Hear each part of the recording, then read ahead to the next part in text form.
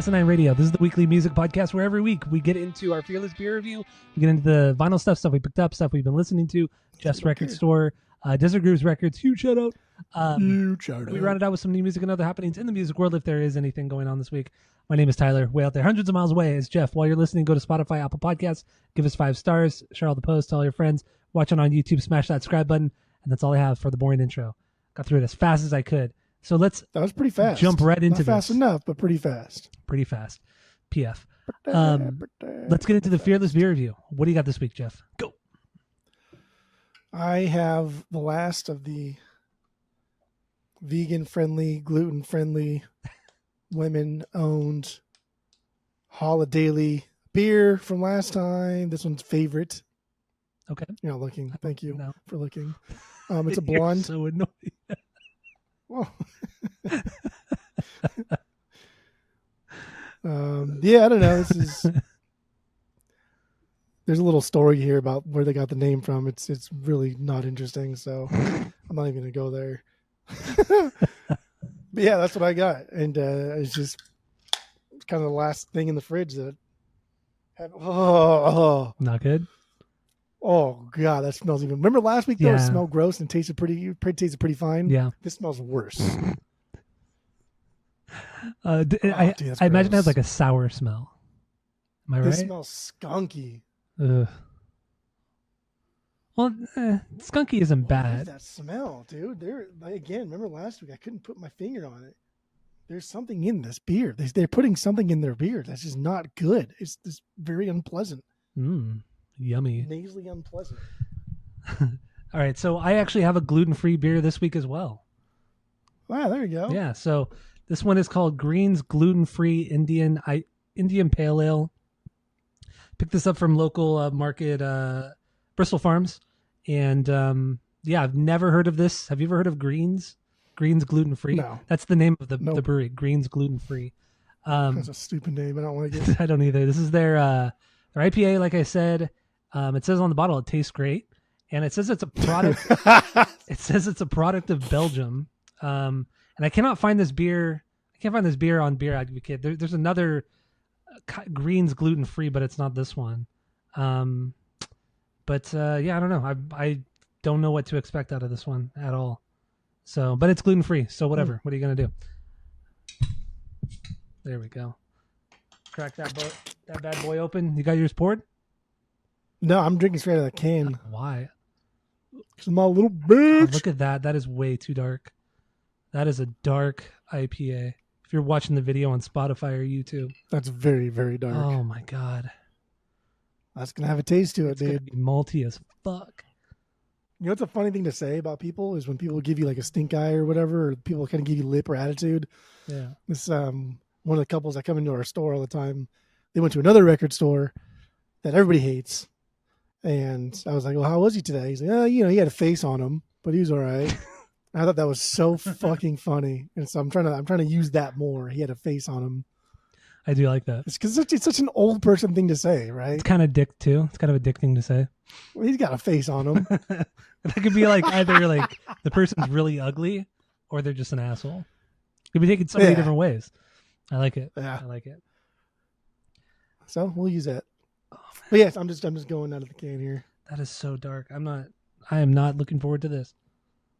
Same. Oh, this smells. What does this smell like? I've never smelled a beer like this. It smells like kind of floral like, but like chemical-y. It's like chemicals, man. It smells like chemicals. Chemicals. I can't wait. Here we go. You ready? I'm ready. Here we go. Taking the last of this beer. Kisses.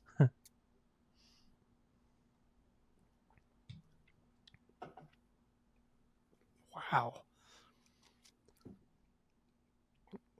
Oh, what the fuck? Yeah, is what? That real? Oh my God, what the fuck? Holy shit. All right, so let's clearly neither of us like our beers. Oh my God. This is weird. So yeah, let's talk about it. Let's rate our beer based off of our world famous 3-point rating system, where 3 is a perfect beer, 2 is a good beer you're going to continue to drink, 1 is a bad beer but give it a shot, and 0 is a drain pour. So what do you give your blonde or whatever it is? I think if you plugged your nose, this would just taste like water. It would just be water. It's very. Let's try it. Yeah, it's like carbonated water. Oh. It's got a nose on it though. When it comes out, it's just it gets worse and worse and worse. It almost tastes rancid, like dirty, like a rag, like a dish rag at a bar. You wring it out. That's what this fucking beer tastes like. This is terrible. This is awful. Wow. Okay. I'm not gonna finish this. It's not worth it. So what? So you give it a 0? It's a drain pour. I give this a 0. This is not even. There's nothing about this that is worth. I give him a pass on last week's with the fucking eyepiece. Yeah. I don't like it. Fat Randy's. Yeah, I don't like that one, and that one got a pass, but this one doesn't get a pass. Fool me once, shame on you. Fool me twice, and you're not fool me again. So that's it. Yeah, 0. Big fat 0. This sucks. Yeah, this is terrible. This is terrible. It's flat. There's like no carbonation. It doesn't have any bite whatsoever. This is really awful. It makes me gag. The 3 sips I had, I wanted to gag after every time I drank it. The chemical smell is what I taste as well. It's like I'm drinking some like cleaning solution or something. This is awful. This is really, really bad. Whoever gave the go ahead on this and said this is okay to sell probably fell down and hit their head a couple times that day, because this is unbelievably bad. I cannot. This is shocking. This is a 0, like hands down a 0. This is probably one of the worst beers I've ever had. The only thing worse than this was that habanero sculpin I had. That's the only thing that's worse than this. Oh. That is the only thing that's worse. This is unbelievable, unbelievable. And I know I'm not a big fan of like the Belgian style, which claims it kind of is, but I've never had a Belgian style that tasted this rancid, this fucking disgusting. This is awful. Good. This is fucking good. awful. Good. Look at that, starting strong, baby. 2 drain pours. God, look at that. Look how dark that is too. That's weird. Oh. And there's barely any carbonation. I mean, if anybody watching could see, there's like no carbonation in there at all if the camera will focus. But yeah, this is it's terrible. Anyway, let's move on. To some vinyl stuff. Moving on. Stuff we picked up, stuff we've been listening to. And then, yeah, so what do you got this week, Jeff? Go. I listened to a lot this weekend that was outside of the hip hop realm, but I started with Chaz. That's kind of really, really focused on in the morning. Got back into it, doing that thing. Super boring. But yeah, so I actually brought records out this week. Look at you. I can show them out. I can show them off. Show them now. Boom, baby. I can show them now. Show them now. Charles Mingus, baby. Yeah, this is an original. This is the first press here. That's first crazy. Press. Well, it's only ever been pressed twice, so we got a promo in, but David fought for that one, so he gave me his original. Okay, yeah. That's so, whatever. The promo would be sick to have, but yeah, still an OG is can't go wrong with that. But this is a jazz staple. This is one that everyone should have. It's great. It's an easy listen. If you want it to be more complex, it could be a very complex listen. It's pretty wild. This came out the same year that Time Out by Brubeck came out, Kind of Blue by Miles Davis, and then Ornette Coleman's The Shape of Jazz to come. Like the same fucking year, these jazz giants. Like it's insane. And this really has like withstood the test of time. Kind of Blue for me, like I'm not a big jazz guy anyway, so whatever I say is like whatever. But Kind of Blue for me has always just kind of been like a little fair. Like stacked lineup, but not my favorite Miles Davis by any stretch. True. Yeah, that's what I don't know. There's that one. I have that 2021. I think it was 2021 RST Record Store Day press of that. So that's good. I mean, it's a great sound. I mean, it's one of my favorite jazz records I have in my collection. It's fantastic. It's an easily likable record. Yeah. I like it more than most of my Miles Davis, and yeah, honestly, I think I like it more than all my Miles Davis that I have. It's so good. Okay. I really enjoy that. Charles Mingus one. That's something. Justin Mingus one. I don't know if I'd go that far, but it's good. Okay. It's good. Okay. So what else you got? So here we go. Dude, all these chords everywhere. Bam. Little Pharoah Sanders. This is saxophone player, but this one's got Leon Thomas, and he does like the glottal. Yeah. Those vocals. A lot of that. And this is cool because it's not quite as like normal, like Lonnie Liston Smith kind of like free jazz, fucking bizarre shit out there. Like he does play in this record, but this is very much based in melody. And so it's just 2 songs. And the first song is like 15 minutes, second song is like 25 minutes. But it does kind of get into that like improvisational free jazz, spiritual jazz kind of thing, which like I like in very small doses. Otherwise, it's just you're just making fucking noise, bro. That's what you're doing. You're making noise. True. But this is cool because I like his style, whatever that sound is. He blows really hard into the reed to make it that you blow it out, annoying blowout sound. It means you're hitting the wrong note. Really, that's what it is. It's fucking annoying. I've actually never played a saxophone, never put my mouth on one. I never even touched a saxophone in my life, so I can't even begin to. Well, you didn't know until like 2 years ago that what a reed was. Like you didn't. I knew what a reed was in theory, because like Lisa always talks about it. Oh, from The Simpsons. Yeah. Like I know what a spit valve is. I know what all of it, but I've never actually like took the time to really understand what it is. You know what I mean? Yeah. Like I know what it is, like conceptually, but not in practice. It's a disgusting thing. It really is.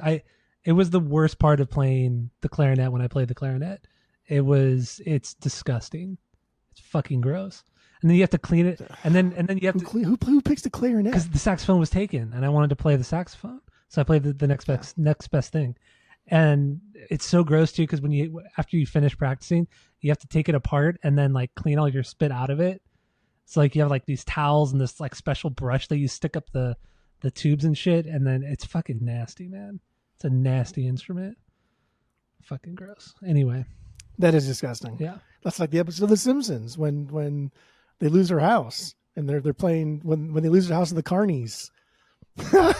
So stupid. They like go on like they it's a whole different thing. But anyway, the Carnies take their house from them by deceit and deception, and they're on Bart's treehouse, and Lisa can hear them like goofing on her saxophone, and she's like, "Spit valve, release the spit valve," and then Marge says, "Sink over the sink." Okay, because they're in their house and they don't want to make a mess. It's funny. You had to be there. I guess I had. You weren't there though. You don't watch The Simpsons. That's okay. I don't really know. I don't. I know you just it's so bizarre. I watched it growing up, but it never appealed to me as I became a teenager and shit and onward. It gets better with age. Oh, okay, it's fine. It's fine. It's fine. All right, whatever. Fuck it. The last thing I have here is this. What is that shit? This is Chuck Mangione. That it is. Land of Make Believe. And Chuck Mangione's a guy that I knew because of King of the Hill, and I never got into his music, never really cared.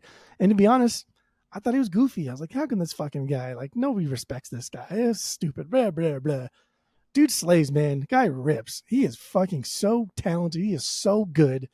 He just chose to go a different path that is kind of thrown under the bus as kind of like a jokey, the easy listening crossover kind of sound. Mm-hmm.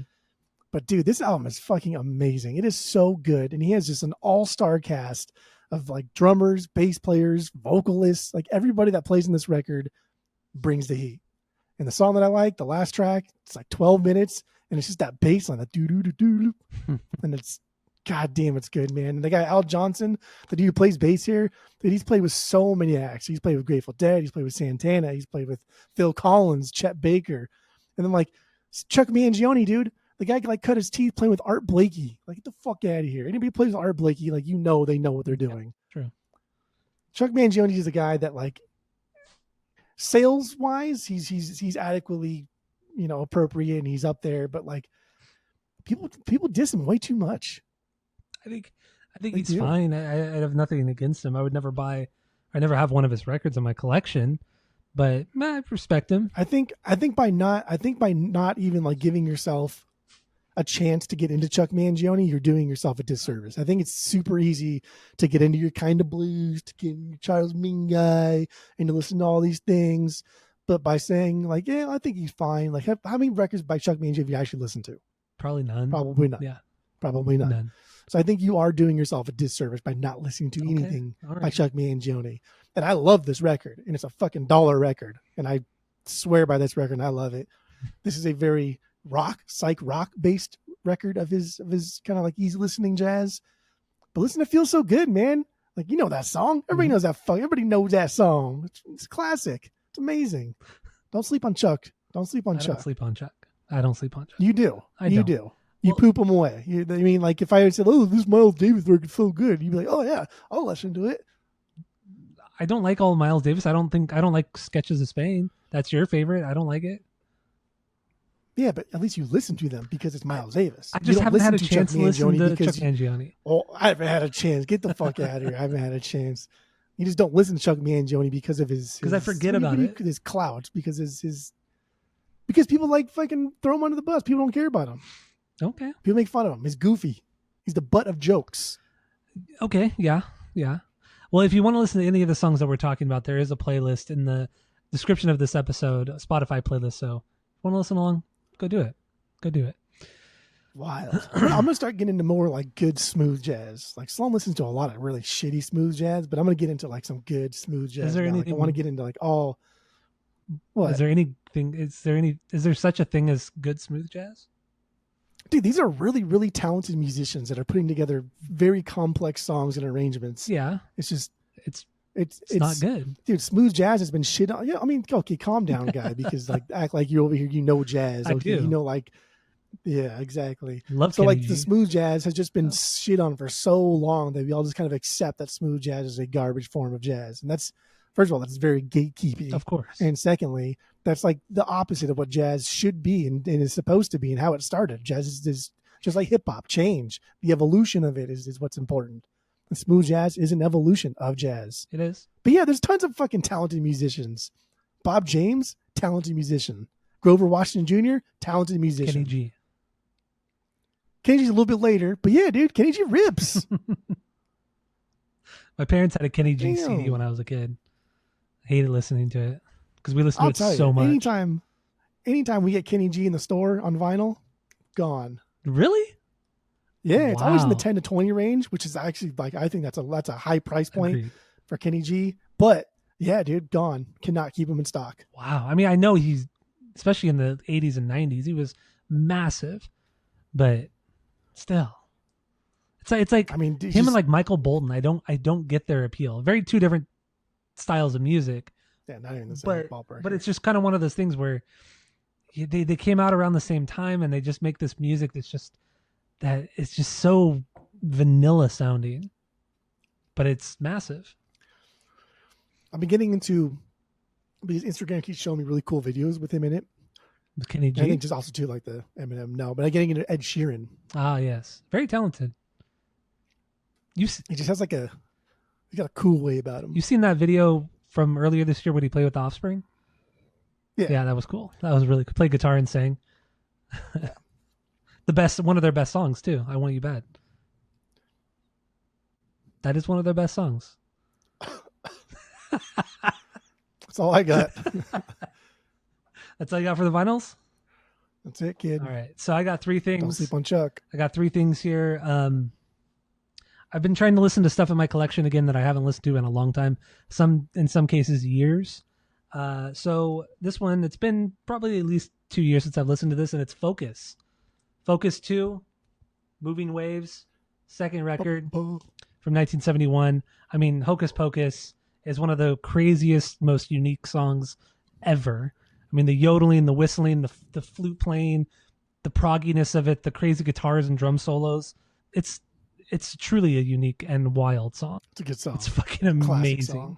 And it opens up this record, but this entire record is fantastic. Truly an underrated Never quite record. achieves that same high point of Hocus Pocus though. That's true. No, you're very, very right. It peaks instantaneously, then never recovers. That's true. But even still, it's a really good record. But Solid. Hocus Pocus is just, it's too good. You can't beat it. You can't beat it. So I have this. So the one I have right here is a U.S. pressing, second pressing from 1971, worth $2. $1. You know, it's pretty much worthless, but amazing record. Really, really slept on. We sell that for like a good clean copy. We sell that for $8. Okay, yeah. Even still, it's like should go for way more. It's way better than $8. Then I have Mahavishnu Orchestra. The Intermounting Flame. This is their first record, debut record from 1971 as well. This is my U.S. pressing, second pressing from that same year. Mahavishnu Orchestra, just the coolest bit of like prog rock mixed with jazz, like the best combination of that. John McLaughlin, the guitarist, songwriter, composer of this band, is just unreal. Doesn't get talked about enough. He was on Bitches Brew. Like he's so well known within, like, if you're really into music, you know who John McLaughlin is. And it's just a shame that he never got more recognition mainstream wise, because this record from 1971 blows me away every time I hear it. Billy Cobham, or Cobham, however you say his name, on drums. Fucking insane drummer too. Also play with Miles Jan Davis. Hammer on keys. Yeah, so most of this band played on Bitches Bro, or played with Miles Davis at some point. So they're all very accomplished. But yeah, if you never heard this band and you like the Mars Volta or stuff like the Mars Volta took from this band. Like if there was no Mahavishnu, there would be no Mars Volta. Hands down. Hands fucking down. So I got that one. And then also this last one is Magma. Magma right here. Udu Wudu. French band, French prog rock, kind of psychedelic at times, experimental band. Put out a shit ton of records in the 70s and 80s as well, I believe, but mostly the 70s. And I've talked about them on the pod before, but yeah, it's just this really weird, trippy shit. And they made up their own language. The frontman is the drummer. He doesn't sing at all. He's the only member who's been in the band the whole time, and he writes all the music. And yeah, dude, this band is just weird. They're really fucking weird. But I have 4 of their records. I'm probably going to purge a couple of them, because it's one of those bands where like you listen to one record and I'm good.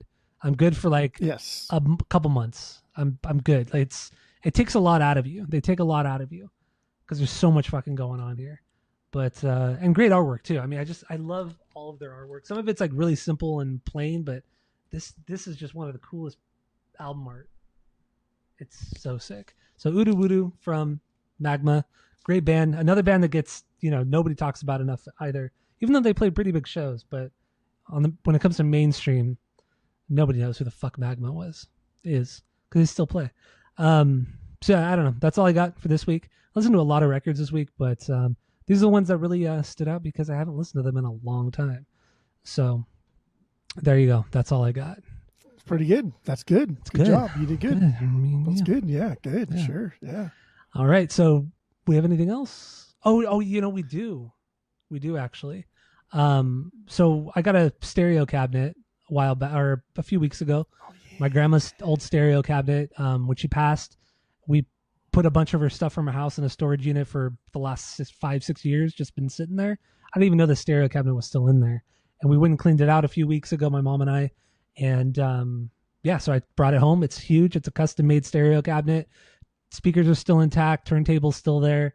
So I'm going to refurbish it. And that's my project for the next who knows how long. So I was looking more into it. We talked about this last week or maybe the week before, but I was going to try to work on it this weekend, but then I noticed, I took the turntable out and the power cord's cut out. It's been chopped off.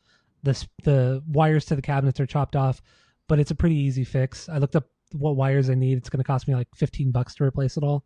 So that's nothing right there. But I do need to get a new receiver because there's no receiver for it. So the turntable, because there's no volume, there's nothing. So I do need to buy a receiver for it. So that's going to be, I don't know, maybe another $80 for a cheap one. So, but no, I'm excited to get into this. And it's really cool because I think I told you, Jeff, the turntable is built into the cabinet.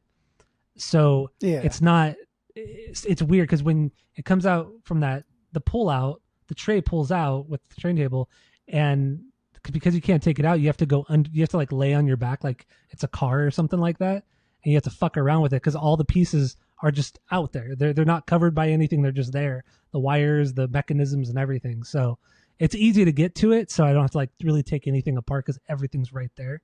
But no, it's really cool. I'm excited to get into it. That's an update, baby. That's an update. That's something. So something. I just need a receiver and those cables, and then I could test it out to see what else I may need in addition to that. So there you go. That's an update on my stereo cabinet. There you go. That's an update. Anyway, so Weekend update. that's all I got for that.